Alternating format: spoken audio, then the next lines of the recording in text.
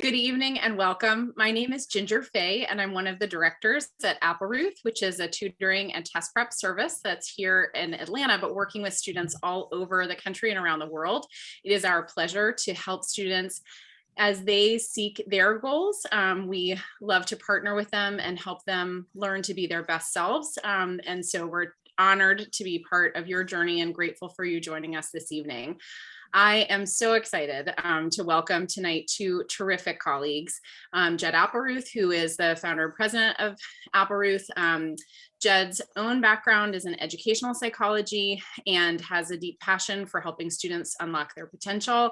And Sarah Beth Fleming, who has been on like every side of the college admissions table. It's octagonal, I think, at some point. She was most recently on the high school side at the Westminster schools, and she's now back on the college side at Emory University. And I'm thrilled to have Sarah Beth and Jed with us tonight. You are invited to ask every question you have about this process. It is a very peculiar moment in your lives where you kind of get ready to think about how you're going to tell your story, how you're going to choose the colleges, and how you're going to present yourself to the places that you hope to attend.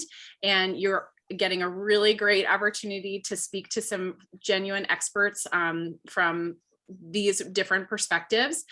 So we invite you to put your questions in the chat or in the Q&A box as they occur to you, and we will try and squeeze as many questions and good advice into the next hour that we can. If you are maybe doing some other things this evening, making dinner, getting ready for tomorrow and that sort of thing, and so you're wandering around the house and not necessarily able to take notes, we will be glad to share a copy of this recording with you tomorrow. And we're delighted to be able to follow up if there are any questions or concerns that we can answer after the fact. So thank you all for being here. Sarah Beth and Jed, thank you guys so much for sharing your terrific insights into this process. And we're going to get started with some of our first questions. So let's start with you, Sarah Beth, if we can. What is one thing that you wish high school students knew about the college application process? The one thing that I wish high school students knew about the college process, well, first, thank you so much for inviting me. I love talking about colleges. I tell students all the time, it is really a fun process if you just sit back and not put yourself in the hornet's nest or in this rat race, because it's a great opportunity really for self-discovery, to see what's out there. There's thousands of colleges out there. So what I would tell students, high school students, is that there is not the perfect school out there for anyone. There are a lot of wonderful fits. So to not try to get caught up on, and what I always would say is that sweatshirt thing, right? So many people have this idea of, oh, if I don't get into this school and have this sweatshirt, then this process wasn't a success. And I really think that if high school students stopped and thought, there are a lot of great options out there for me. And so through this process, I'll discover great options. And I think that's the piece to really keep in mind. There's not a gold medal at the end of this process. Everyone will land someplace that is best for them at this moment in time. I love that approach, Sarah Beth. When I was on the other side, as they say, so I like you, worked in college admissions and college counseling at lots of different schools for the last 25 years or so. And I remember saying, this is the admission office, right? Our goal is to admit students. And there are almost 4,000 colleges and universities in the United States and countless more terrific opportunities in other countries.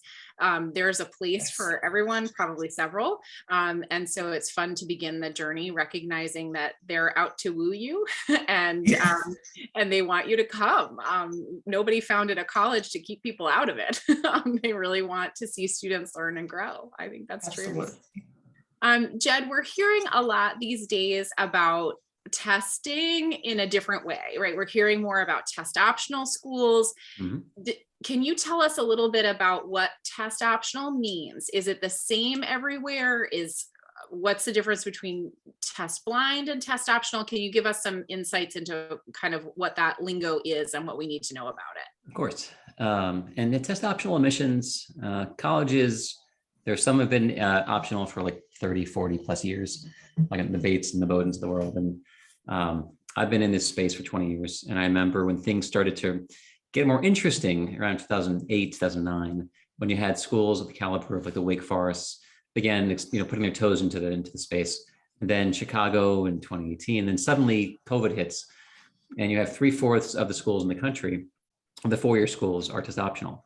And that's a very, very different, especially the schools who are very selective. And when you're thinking about this, so it's a new landscape. It's a new way of thinking about testing in terms of what it means. But it's also shifting from during the pandemic when kids couldn't test to now we're post that phase. Now you have the option. Now really is a choice, and there's a strategy involved. But when it comes to test optional, the way that's been for years and years and years is that you have the choice, the same as you choose to submit certain things on your application, activities you choose, you present yourself in a certain way. Do you want to list your AP scores? If you want to, you can. It's not required for admission, but for placement later. So and now the choice is yours. So when I have my test scores there, are they going to be something that I want Sarbeth to see?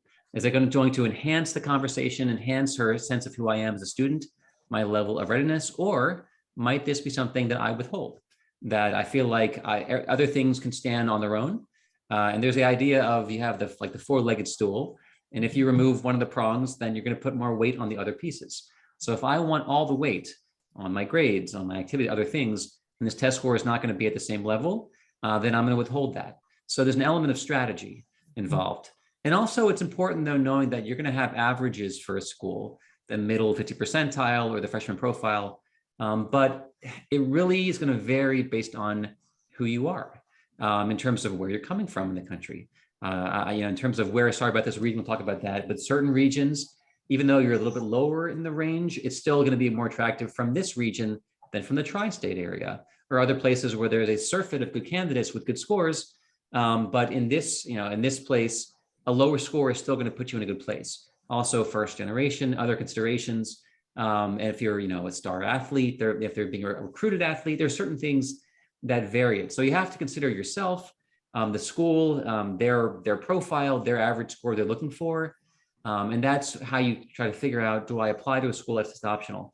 Test blind is really something relatively new. There have been a few schools in the country before the COVID. There were just I think there were 2 schools. And I think Sarah Lawrence tried it, then went back to optional. And then suddenly, recently with the pandemic, you've seen a few smaller schools went test blind, and there was like Loyola and New Orleans. There was a few small schools here. Then Catholic went test blind. Worcester Poly is doing an 8-year study. The big news was UC, the California system, because that's a big institution. They have a lot of students, and they've had this love-hate thing with testing for a long time. They've been questioning it back from 2001 with President Atkinson, and now they had a board of regents that was very anti-testing, and they ended up scrapping it. And so there's not going to be testing in California in the near future, it seems, until there's either new board of regents or new something else changes. And there was controversy, but it seems like right now it's settled law for the moment. And so with that, in a test blind scenario, you could have the perfect score. You have a 36 on the AC, everything's impeccable, doesn't even matter. They're not going to see it. If you send it or not, that doesn't even matter. Then it's not part of the conversation. But you give up certain things when you go test blind. And I got my doctorate at Georgia State, and part of it at Georgia State, it's like they're using testing to figure out who might need extra help. There are things you get from testing beyond, admissions, also in terms of who might need more support, other things. So when you go blind, you can't see any of that. So you're closing off, and most schools in the country are not going to go the test blind route. And there have been some surveys out there, and it looks like 5, 6, 7% of schools may end up going test blind, but it looks like the vast majority of schools are going to be test optional. And then you're going to have a smaller subset, about 1/4 to 1/3, are going to be test required. And we saw other schools like here in Georgia, Tech and UGA, right now they're test required. And we're expecting many more schools in the South to go that route over the next couple of years. But many schools are extending their optional policies for another year or two. And they're going to look at the data and figure out, are there differences that are meaningful in students with test scores and without test scores in terms of their patterns of course taking, in terms of their GPA, in terms of the graduation rates? And for certain, like the head of admissions of undergrads at Yale, Jeremiah Quinlan said, you know what, for our kids, the single best predictor of grades at Yale and performance is our test scores. So I doubt we're going to see Yale going blind when their single best thing they have to figure out who'll do well is testing. But it seems like optional seems to be the law of the land. Again, 3/4 of the schools are there. And so it's important to think about blind, they don't see it. Optional, I choose or don't choose. Required, I must choose, I must send. And then finally, there's this other little part called test flexible, which we've seen that essentially go by the wayside. When schools go optional, then flexible kind of gets blown out of the water. Because flexible was you have to send a math, you have to send, a reading, you have to send a subject, NYU or, Colorado School of Mines. Other schools were doing this, but then once you're optional, it's your choice again. So we'll see if schools go back. And Georgetown is, they're very clear now on their website. It's like, we are not test optional anymore. We are back to test required. Barring you're in a place where you can't test and you're some part of the country, then write a letter and explain that to us. Otherwise, they're back. So little by little, schools are trickling back to permanent positions, but mostly the world is optional, as is Emory. And you can talk more about the decision and how it's working and what it's like reading, because now you're in a full cycle of reading with and without test scores and what that's like for you. Sarbeth, would you tell us a little bit about sort of what conversations you're having at Emory and Oxford as well? For those of you who don't know, Emory has 2 wonderful campuses and 2 different sort of ways that students can start there. What conversations are you all having about what it's like to have students on campus without one of the data points you used to have? Right. And what advice are you giving candidates as they are coming to visit and doing virtual visits or coming to campus? And what advice are you giving them about testing, right? Do you just advise them to not even try? What are kind of the wearing a little bit of your counselor hat, what some of the advice you give? And I echo everything that Jed said. What I would add, and what I tell students is to make sure that this score you feel is an indicator of your academic preparation. If you take the exam, and even though it may be seen as high in whatever context, right? No matter which school you're applying to, because when schools are test optional, the great thing is that you can send your score to school A and maybe not school B. And so you really do have that choice of where do I want to submit my score? What I have seen and what I've heard from some other counselors at different colleges and different high schools around the country, sometimes students and families have this this understanding that I don't know where it comes from, that if I submit my test score, I'm higher than everyone who doesn't submit their test score. And so it's almost like everyone with test scores get in line first, and then the people who don't submit test scores, you're second in line. And that's not the case at schools that are test optional, and it's just that. And the reason I say that is because I have seen students who will submit lower scores and say, these scores are not indicative of who I am as a student. Please look more at my GPA. And when you have the choice not to submit your test score, but you submit a lower test score, once you've decided to submit that, we have to take that into account. And so it is really, it's that strategy that Jed mentioned. And it is for our admissions office, I look at the high school profile. So just as an FYI, most high schools will submit a profile saying, here's the classes that we offer, here's our average SAT, average ACT. So when I'm looking at a student that submitted their test score, I can look and see, okay, they're well above the average from their high school. So I have that context. And so we don't look at the test scores in a vacuum. And again, if a school is test optional, really it means optional. You may want to dig a little bit more at that school and say, well, will you require tests for scholarships? Because some schools are optional for admissions, but if you want to be considered for scholarships, then you need to take a test. And so at Emory, we're optional on both ends, but there are schools that are out there, and it's best to know that up front versus waiting until the last moment, because if you wait too late, you may have missed your opportunity to take an exam. And so what I tell students is, if it's a truly optional school, you have the choice to submit a score or not to submit a score. But once you submit that score, it has to be considered. So don't submit a score that you're not happy with. I'm curious in terms of what's driving some of those people out there. Like if they look at the range for Emory and they see the middle 50 range this year and last year, and part of it is making sure you look back a year, because during the pandemic, you had this non-submission effect. So people who with lower scores didn't send, which pushed the middle 50 percentile up. And so I think it's good to have a little context. But in terms of what's driving people, like what's your sense? I know you aren't communicating back with the college with the counselor of the schools these days, but in terms of among yourself as readers, what do you think is driving? Are the trends of students who feel compelled to send scores they know are below what you're looking for, what their motivation is?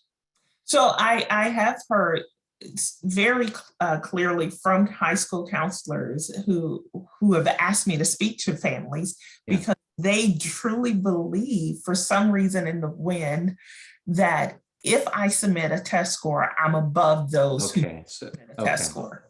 But, it's like, no, if test score that is hurting scores, so they're actually weakening their applications. They don't understand that their idea was it's a binary system. If I have a score, I'm up. If I don't, I'm down. And they're weakening their application by sending weak scores in.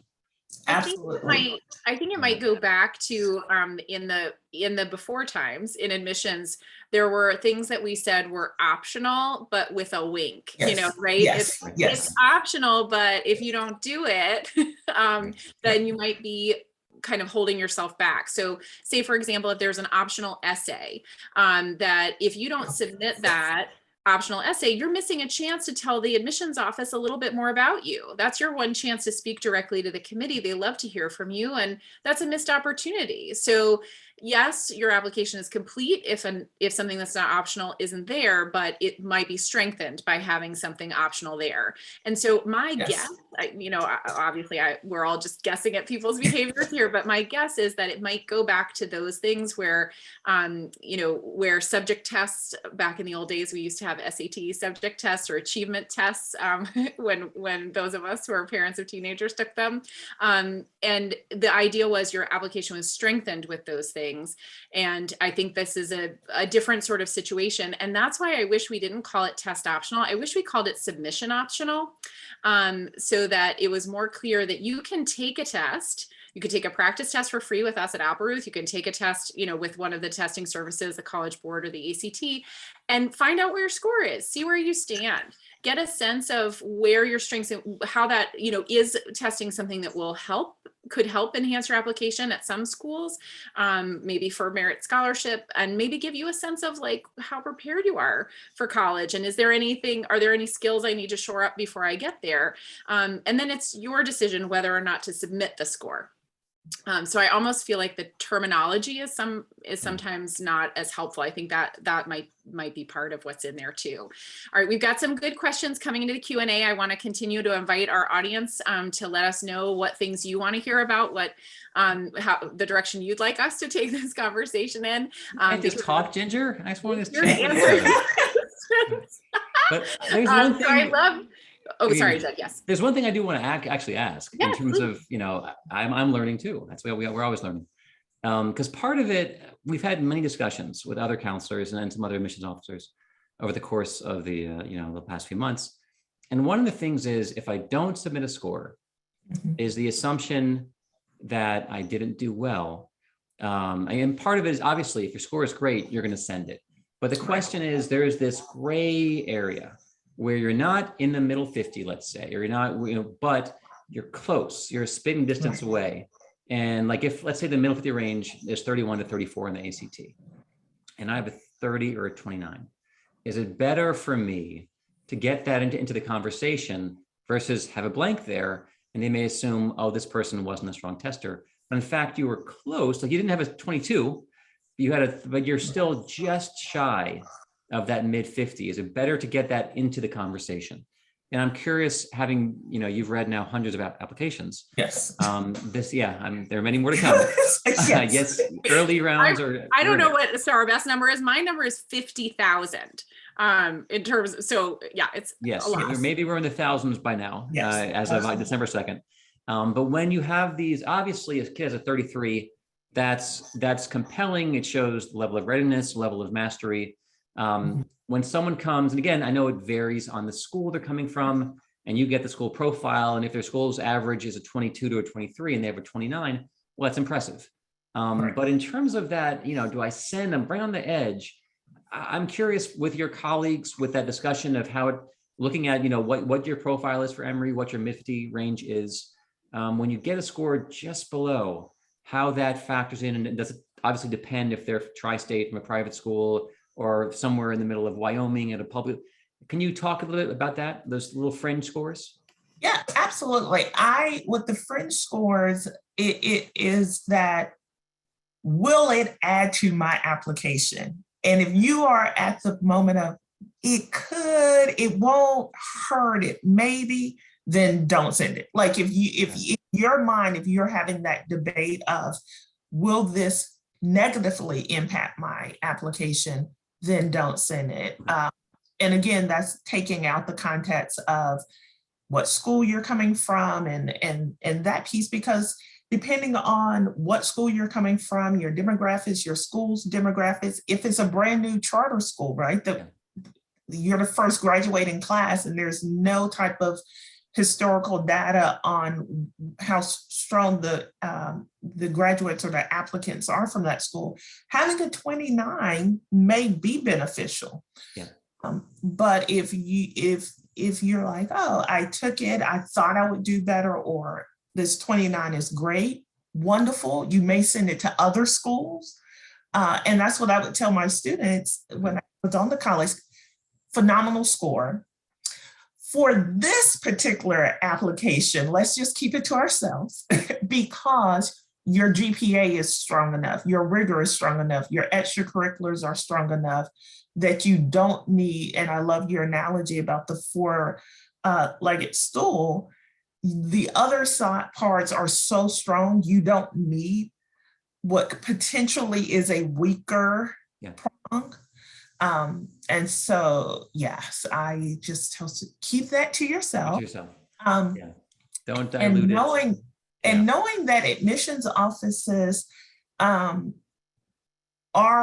made up of people like me, made up of individuals who were impacted by COVID, have been impacted by everything that everyone else is impacted by, are trying to do, and I've spoken on tons of panels and with other colleges, making sure we understand that creating narratives when it's not there is detrimental and not part of our mission as college professionals for the admissions office, right? We want to admit students.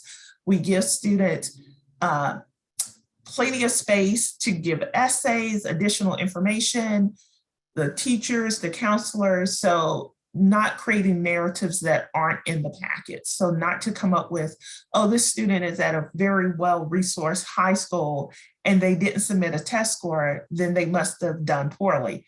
That is not automatically a 1 + 1 = 2. There could be a lot of other factors. And so we don't create a narrative that's not there. So if a student, even if a student is from a very well-resourced school, and maybe they took it, maybe they didn't, we operate on what the student submitted to us. On the merits. Makes sense. Thank you. That was helpful. We've got a question from Chris. Should I take both the SAT and the ACT? How many Saturdays do I need to devote to all this? Jed, can you answer that question and maybe tell us a little bit about those two tests? Sure. In the two tests, they've converged so much over the past 30 years, they keep getting some more and more. And then in 2016, they really came together. So these tests overlap 80%. And you're not getting that much different kinds of information from one versus the other. There was a moment in 2003, the ACT was much more of an achievement test and the SAT was more of an aptitude test. So things were very different. These tests are so similar. So you're not getting distinct information. When kids transfer from one to the other, there's a lot of overlap. There are some small differences where that's the reason we like having kids take both as a baseline and getting a sense of that, and then when we were at Westminster, talking about also like find out where you're stronger. Some kids, there's no real difference. And then it's a matter of preference. But if you have a real advantage on one, go with that one. But we advise our students, there's no real payoff for you prepping for both, giving up all your Saturdays for both. Because honestly, if you have a score that puts you in a competitive place with one, that's enough. And once you've checked the box for testing, okay, testing is strong. That becomes a narrative. You can't keep hitting that note. And then it's on to everything else and on to the rigor and activities and the recs and essays and so forth.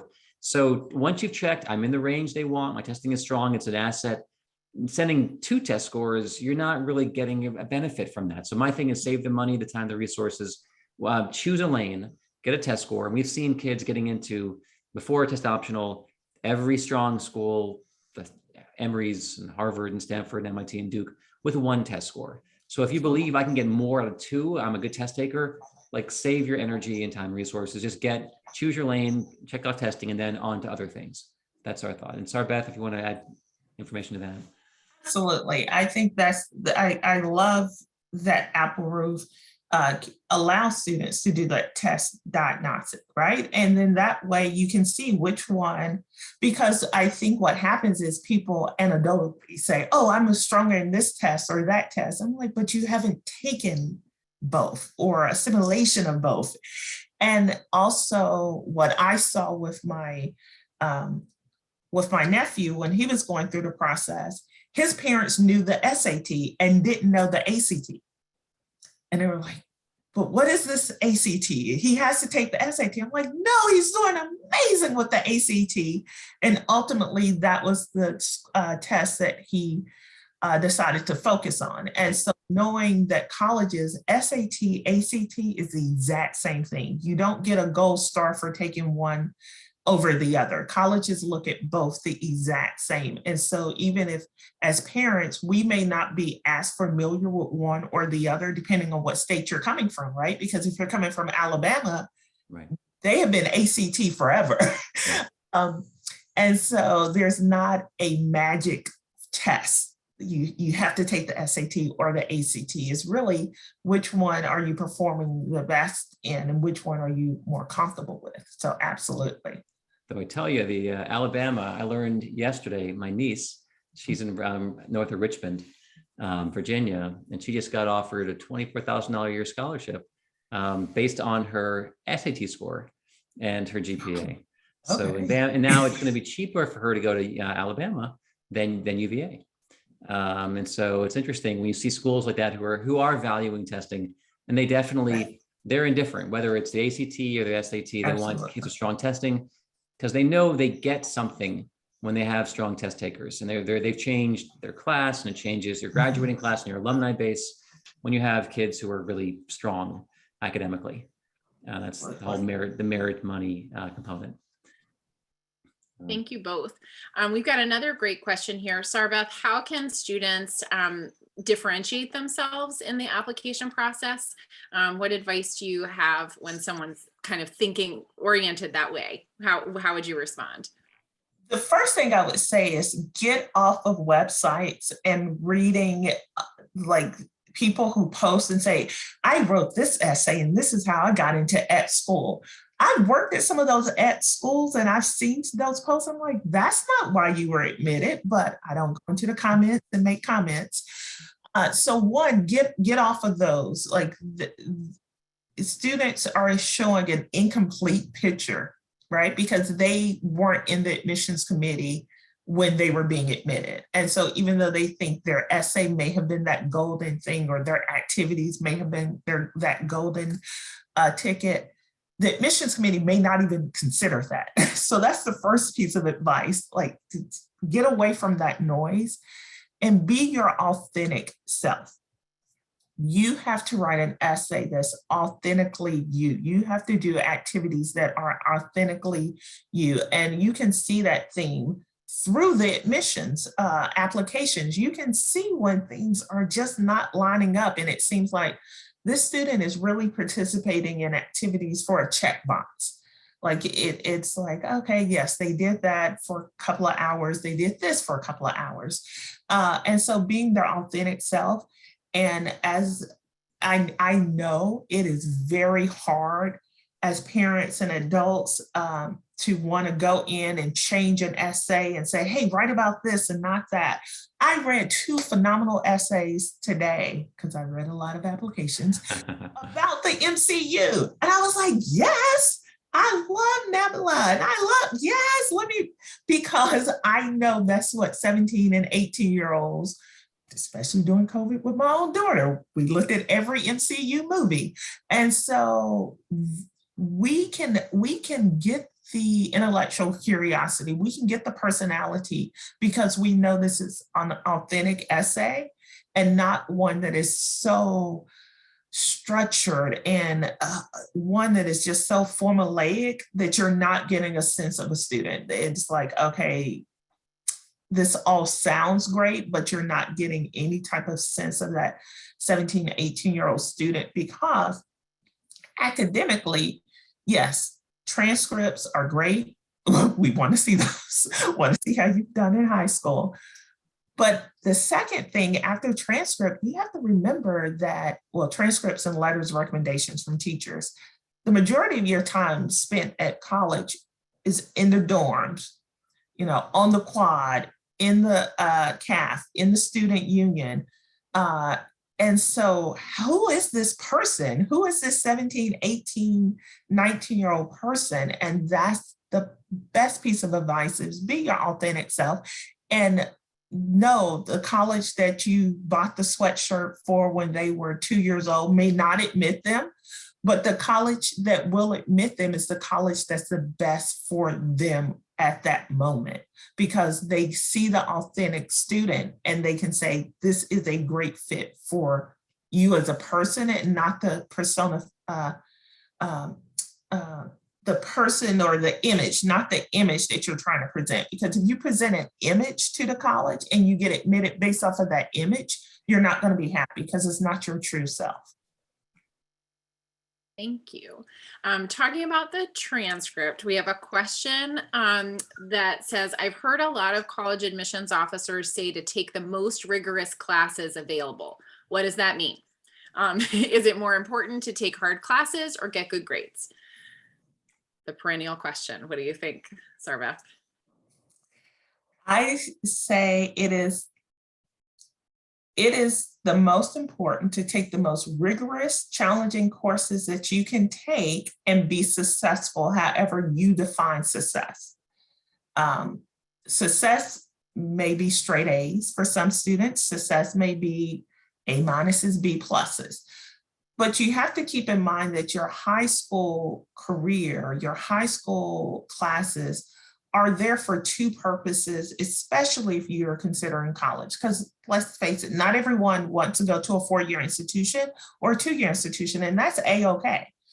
But the high school classes are there for 2 reasons. One, to teach you the knowledge, and Ginger, I was a high school teacher at one point. I taught students the knowledge of that subject. Will this help me in college? Who knows? But you need to learn this information. And so part of me teaching high school was to teach the information, but then to also teach the study skills, and that so that if you decide to go to a 4-year or 2-year institution, you know how to study. And so if you're in high school and you're taking the easiest classes, it's like preparing for a marathon and never really going outside to run, right? You can be on the treadmill all day, but when you're really in that environment, you haven't pushed yourself to know how to operate outside. And so if you're in high school and you're taking the easiest classes just to get a high GPA, when you, and honestly, admissions offices are going to look at that and say, this student hasn't really stretched themselves to be prepared to come to, I would say, more selective institutions, right? Because some colleges, and that's the question you want to ask, some colleges, what is the GPA? And they don't look at the rigor. And so that not all colleges are created equal. Some colleges want to know if this school offers 40 APs and this student opted to take 0, why? Right. And so I always tell students, take the most rigorous classes that you can take, the most challenging curriculum, where you still feel that you are successful, however you define success. Don't let anyone put that definition on you. But then also where you're in a good mind space, in a good mental healthy space. You don't want to be up all night.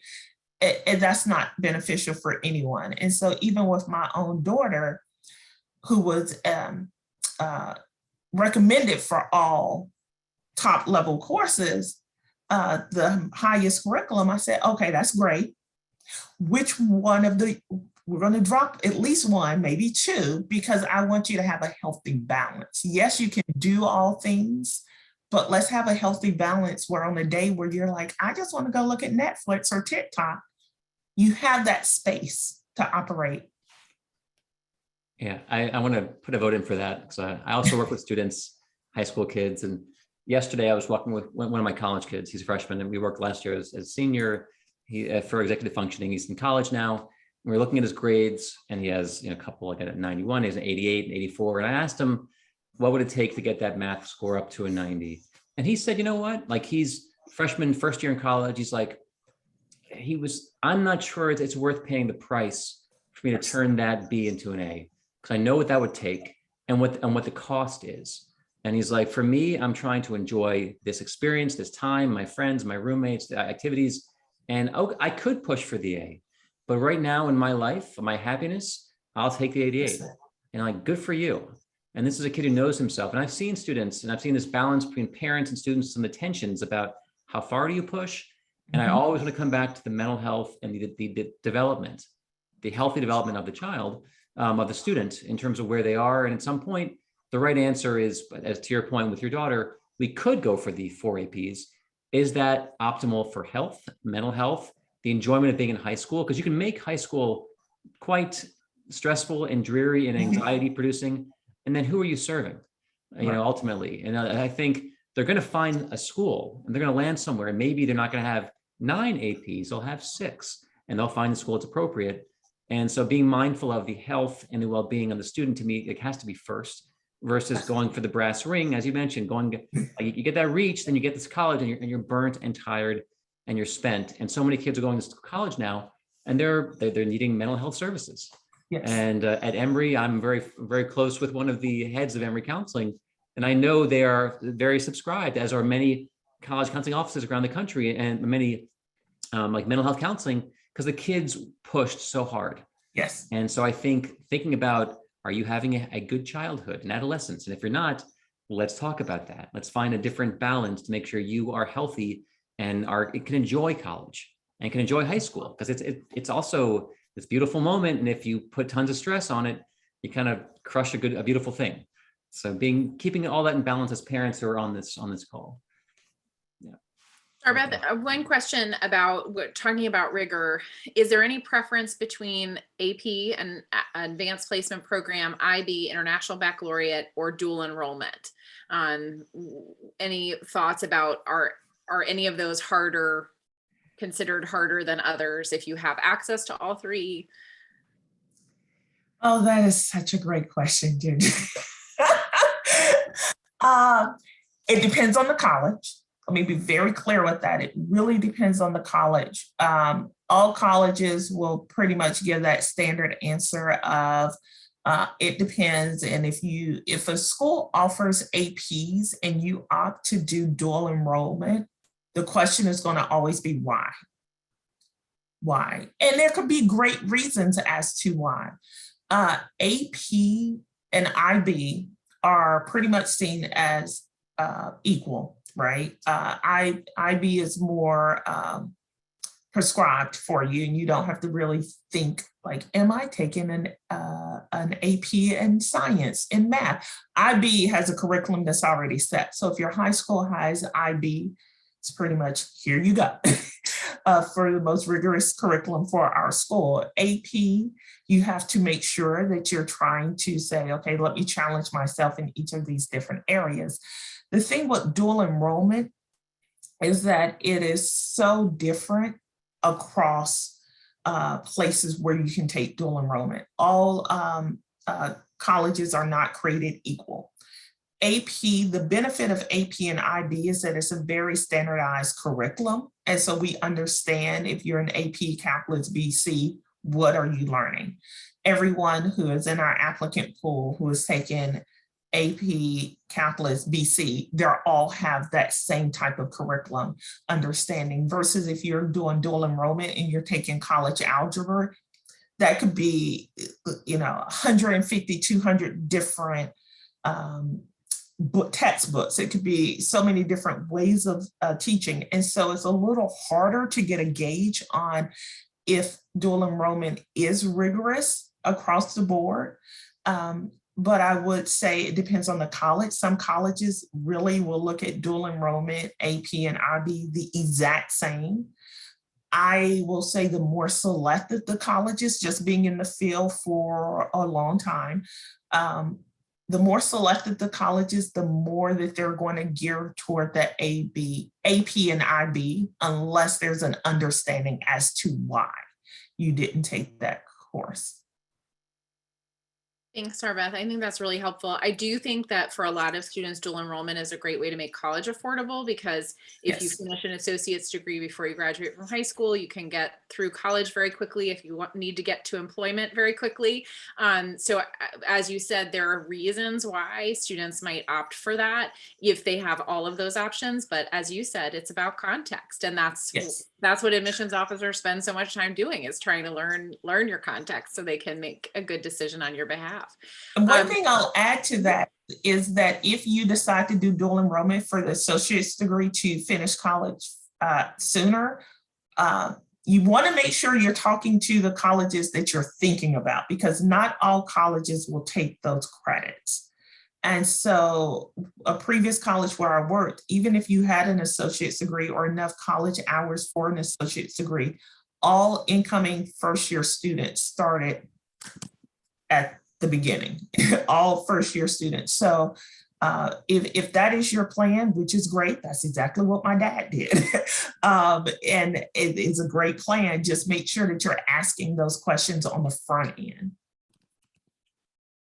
Thank you. That is helpful. We have several questions about extracurricular activities and the role that they play in the admissions process. Things like, do I have to do volunteer work because my mom said I have to? Do I really have to? Is it better to get a job or play a sport? Would it be better for me to do one thing kind of intensely or scattered interests around? So any advice that you have on that side of things, Sarbeth?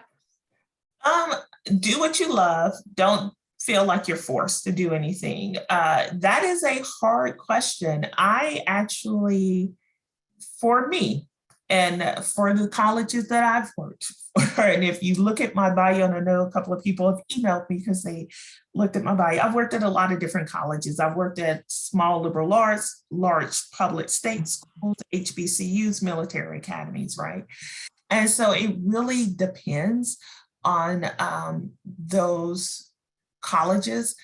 I will say, like I mentioned before, it's easy to see that check box. It's okay, you've done X, Y, and Z. It doesn't, you don't talk about it, there's no real passion, or when you do talk about it, it's so prescribed that it doesn't seem genuine. So working at Publix, working at Jenny's ice cream, which I love Jenny's ice cream. Ice cream. Work, I don't know. Now I want to go get some. Working at those places, right? You're meeting so many different people. You're learning time management. You're learning how to be a phenomenal roommate because you're working with people in close quarters all the time. So it's those transferable skills. What am I learning in these extracurricular activities that I can transfer when I come to colleges. If you're a member of 10 different organizations, that's not adding anything to your application. I'm going to be very candid. If you're like, oh, I go to 10 different meetings and that's about 2 hours a week.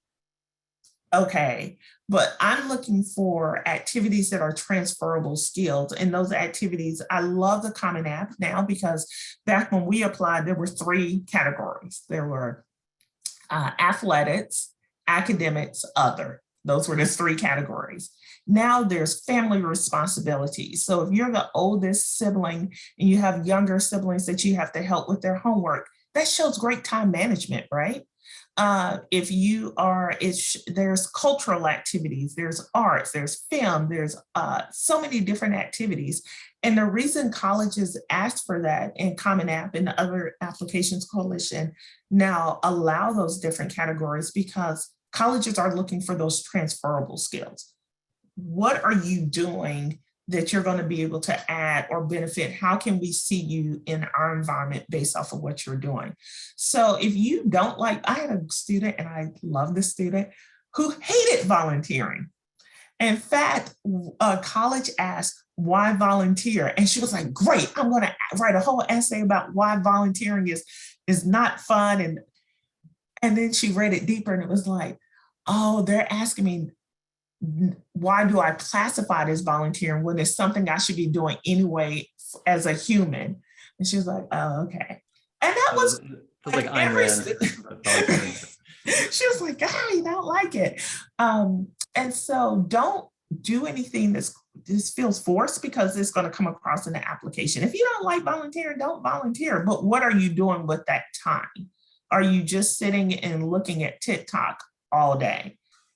That's not helpful for anyone. You should limit your screen time if you do that. But I look at students, if you're a student class president, as much as a student who is the oldest of 5 siblings or 4 siblings, they're both showing time management. They're both showing that you can prioritize. So there's not I keep saying golden ticket today. That's my word for the evening. But there's not a golden ticket activity. It's about, and it's also parents. If your student started something in the 9th grade and as a 10th grader, they want to quit it, please let them quit. Like, don't say, no, you have to continue this for 3 more years so that colleges can see consistency. When my daughter wanted to quit an activity, I was like, you know what, let's talk about it. She convinced me. I said, okay, so what are we adding? If we're taking that away, how are you going to use that time? And she found another activity that she absolutely loved. So it wasn't that, oh, you have to continue this for 4 years. You're a marching band, you must continue to play. It's like, okay, if you want to stop, let's have a conversation as to why, and then how will we fill that time? Advice. I always feel like there are little breadcrumbs that students leave you in their application. And when they tell you something, sometimes I've had students say, well, I'm not going to write that down because I only did that in 9th grade. And I was like, no, you have to show them that you made a choice to not do that because you got this new interest and you focused on that. Like you demonstrate the choice through the choices you're making, how you're learning about yourself and your path. So I think I love those breadcrumbs. I think they're fun. We've got a question from a student who is the first in their family to go to college. My parents want to help, but they don't really know how. Any suggestions for where to start or some helpful resources? Any suggestions? I love that question, Ginger. One thing that, I think everyone knows, I do a program called Mini Camp College, but there's so many, especially now virtually, there are so many programs where people can sit and listen. There's a workshop that I do. Emory actually has a workshop that they do. It's all virtual, and it's basically the ABCs, the 1, 2, 3s of college admissions. What is an SAT? What is an ACT? What is a liberal arts? What is research institution? And colleges, not only Emory and the organization I mentioned, SACAT, but there are colleges who will do it in multiple languages, right? And so what I say now is wonderful, because what you can do, you and your parents can sit and listen, zoom in, and I have no clue what anybody is talking about right now, but colleges keep saying this word over and over again. I'm going to write it down. And so I'm going to go research it myself. But I would say the first thing to do is to go to different college websites and look for those panels or that they're giving where you and your parents can log in and just sit and listen. And that way what I would used to tell my sophomores when they would go to college fairs, stand back and listen to what the seniors are asking, because they may be questions that you hadn't even thought about. And then listen, critique them. Why is this a good question? Why is this not a great question? And so for parents who have no clue with the process, know that one, even if other parents have gone through the process changes so much about every 5 years. So the process that my parents went through was nothing like the process I went to, which will be nothing like the process my daughter is going to go through. So don't tell your parents that they're not behind in this process. Every parent is starting at the same level, the same space. The parents who have gone through college before, they may know some of the terminology, but like Ginger mentioned, optional may mean different things, right? Test blind is a new thing that's coming out. So tell your parents that they are as informed as other parents. The other parents just may show a little bit more confidence, but going and looking at all of these virtual programs and just sitting through them so that you can get the terminology and listen that's where I would start. There are great podcasts out there through the Chronicle of Higher Education. I listened to a great podcast that Sewanee University did. I listened to that one today. So a lot of colleges are doing podcasts as well. Agreed. One of my favorite resources is I'm First. It's Yes. a website called imfirst.org. And I think it's got some really great resources for families. And like you said, everything is in Spanish if that's helpful for families, for parents. And Better Make Room is another, I think, great website. It's not specifically just designed for first generation students or just BIPOC students. Like it's really, I think, designed to just sort of increase equity and access in the path to higher education. And those are both two terrific and very free resources I would recommend. Okay, how many applications will a student submit? How many applications, how many schools does a student apply to? I tell students, don't apply to any college where you don't want to go. It is shocking to me how many times students will apply to a college and say, well, I don't really want to go there. Then why apply? There are like 4,000 colleges. I think if you are doing your list right, you will have a couple of aspirational schools, right? Like, I just want to try, who knows? And then you will have some, what we used to call foundational schools, where based off of the metrics, everything that you have, you are above what they're asking for. And so we used to call those foundational schools. And then you have a mix of schools where, so I think about 2 foundational, about 2 aspirational, and maybe about 3, 4 right there in the middle. But after that, once you start getting past about 7, 8 schools, I push back to students and say, have you really researched? Like, have you thought about these schools? Are you just applying to them to say, hey, I've applied to 20 schools? Like, once you start getting in the double digits, I think you haven't researched enough, because you can only go to one school. And if every school is asking for an additional essay or additional information, you could potentially put yourself at, right, if you're applying to 10 colleges, you could potentially write 20 different essays, supplemental essays, additional essays. Can you really write 20 other essays while you're a senior and you're taking these rigorous classes and you're having fun with your friends and you're doing your TikTok dances and all these other things? No, they're not going to be 20 great essays. And so narrowing that list down, once you get past about 8, I think you really are not doing the research. think that's fair. I would say the balance on the list is probably more important than the amount of schools, right? Making sure that Yes. likely Yes. plus possibles are greater than or equal to reaches. That's ginger math for college applications. And I think, to your point, Sarah Beth, about when you apply to a lot of schools, right? If you're applying to, more than a dozen schools, you cannot do the same level of research on all of those schools, and you can't do the same good job on those essays. And so that lack of attention and effort will show at some of those schools that you thought were going to be really likely to admit you, and now they might not be so likely. And Right. I see students who apply to what we might call too many schools, right? Kind of winding up in one of two camps, which are neither of which are actually really great, right? They either face a great deal of rejection, which is ridiculous. These are smart, hardworking students. They shouldn't feel disappointment. They should feel excited about this college process.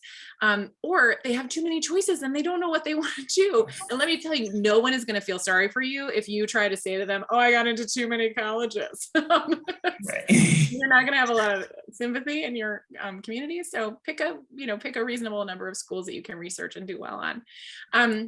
We've got a few questions, just a couple questions about the athletic recruitment process, and we're getting short on time. So I'm going to just answer very briefly to say that if you are a recruited athlete,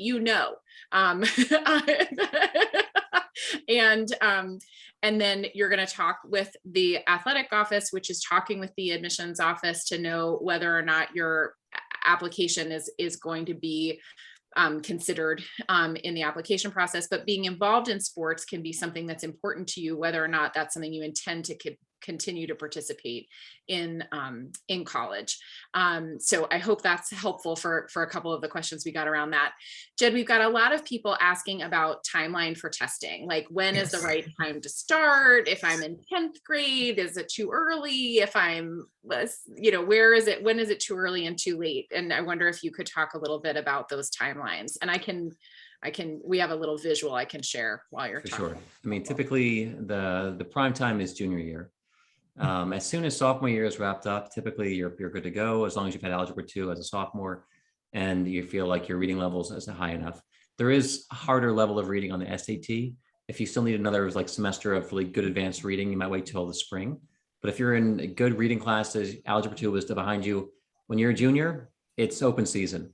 Ideally, you finish up your testing by the end of the summer, because again, kids are doing early applications. I want them, and then academics are back on again, and those grades still matter, for like kids, at least, the first semester, especially for regular applications.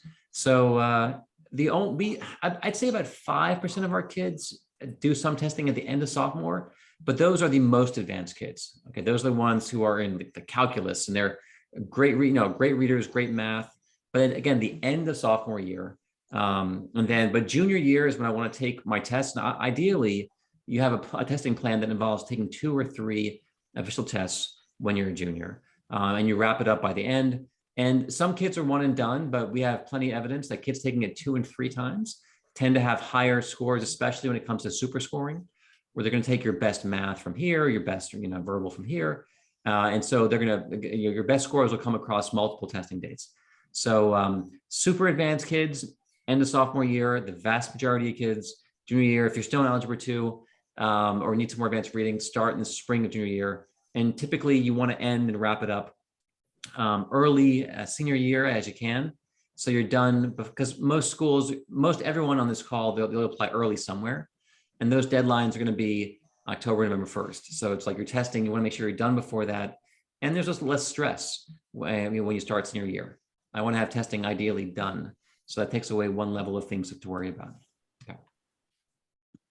Thank you. I'm going to share this graphic with everyone who's registered for this webinar, so you don't have to memorize it as I'm scrolling through it, but it gives you kind of a sense of sort of taking the PSAT in October tends to be sort of the ding ding bell that makes people feel like this is really starting. As Jed mentioned, prepping before you finished algebra 2 is not really helpful because you need to learn algebra 2. for the sake of that. But your timeline may be a little bit different if you are a recruited athlete, if you are planning to apply under an early application deadline and that sort of thing. And if this does feel like it's the right time for you to get started on standardized testing, well, lucky for you, we're right here in the midst of our holiday special. You can get 2 free hours for every 10 that you choose to work with us. And that's if you want to work with us on standardized test prep or academic tutoring, or executive function coaching, which is one of the things that Jed was talking about earlier. So however we might be able to be of help to you, we're really excited to be able to do that. I'm deeply grateful to Sarveth for sharing her great wisdom and years of experience with us. It's amazing how she can be so young and yet have been doing this for so long. I similarly that about myself. And we are grateful to you, Jed, for bringing your perspective and good advice on the timing and getting things started. Thank you all so much for tuning in tonight. As I mentioned, you will get a copy of this recording as well as the timeline that I mentioned. We've got a lot of great programs just like this one happening all the time. We're glad for you to join us, asking questions, sharing good resources, because there are great opportunities out there and we are so excited for the adventures that you will have. Thanks everybody for joining us and good night.